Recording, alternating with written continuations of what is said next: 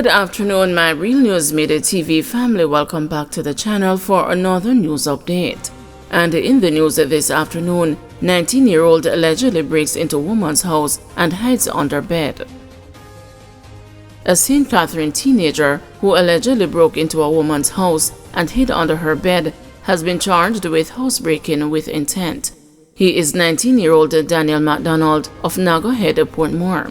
The police say about 9 p.m. on August 2, MacDonald entered a house in Cumberland, Portmore through a bathroom window and hid himself underneath a bed. A woman who is the occupant of the house returned home and allegedly saw MacDonald and confronted him. A fight reportedly developed between them and MacDonald left. A report was made to the police and he was arrested. The police say nothing was stolen by MacDonald. St. Andrew mechanic accused of shooting and injuring 3 men. 47-year-old mechanic Kerry Joseph of Coolshade Drive, Kingston 8, has been charged in relation to the shooting of 3 men in Burnt Shop District, Lawrence Tavern, St. Andrew on April 22. Joseph was charged with wounding with intent with the use of a firearm, possession of a prohibited weapon, and the unauthorized possession of ammunition on Thursday. The Lawrence Tavern police say about 8 a.m., 3 men were standing along the roadway when they were attacked by Joseph and another man who were in a motor car.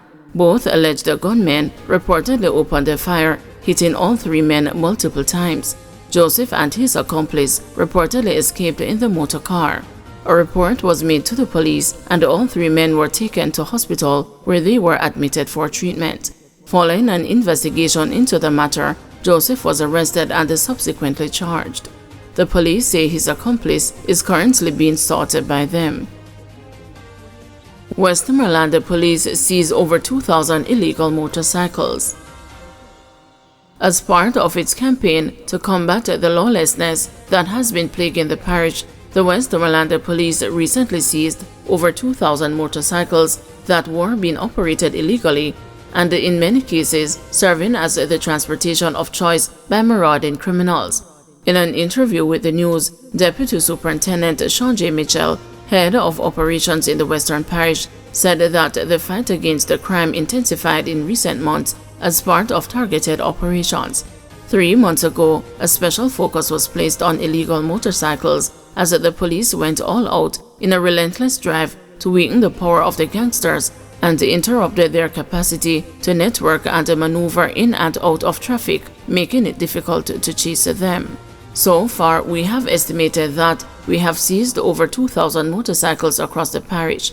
We are targeting these illegal motorcycles because we find that a number of these motorcycles are involved in crimes and several violent incidents, said Mitchell, who is determined to make it difficult for gangsters to continue their reign of terror on the parish.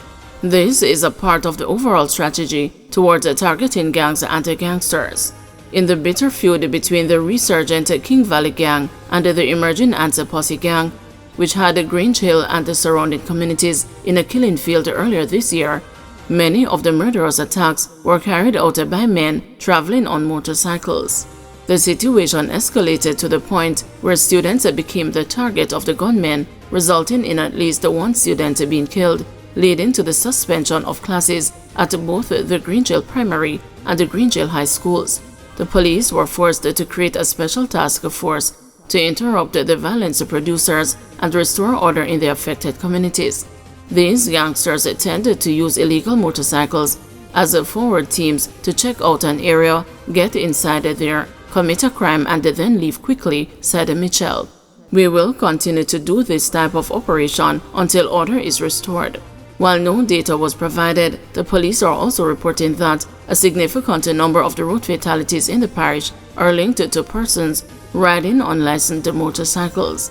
Road traffic fatalities are attributed to a number of these illegal motorcycles, so we are urging members of the public who are purchasing motorcycles to ensure that they are licensed and registered and that the drivers have their driver's license to drive with them, said Mitchell. Of note, bicycles and motorcycles are a primary mode of transportation in Western Jamaica, with motorcycles often used as taxis in communities where it is difficult for cars to traverse. KSAMC issues stop order on car dealership development on West Lake Avenue. The Kingston and the St. Andrew Municipal Corporation has issued a stop order on the construction of a car dealership at 11 West Lake Avenue in the Richmond Park area of St. Andrew, following recent protests by residents of the community about the development. A stop notice ordering an immediate cease and desist on all building work was served on July 31 this year. Mayor of Kingston, Councillor Andrew Swaby, said the KSAMC conducted an investigation into the development and found that no application had been submitted to the municipality for 11 West Lake Avenue.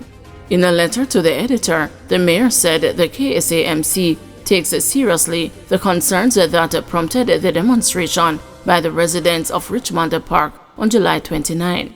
He said on July 24, a letter of complaint from the Richmond Park Community Development Committee was brought to his attention.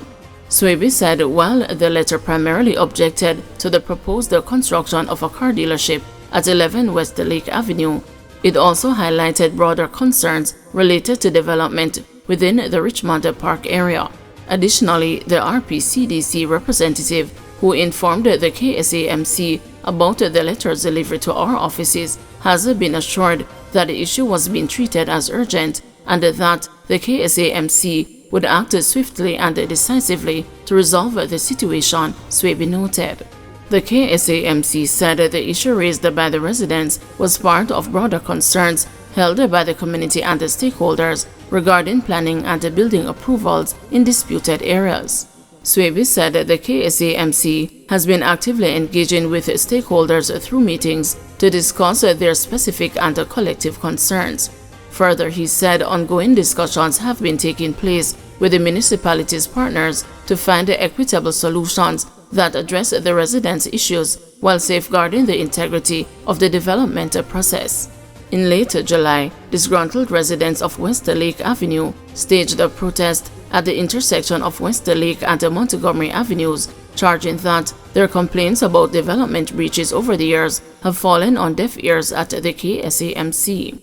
They complained that houses were being totally demolished and the businesses established, as in the case of the car mart on West Lake Avenue.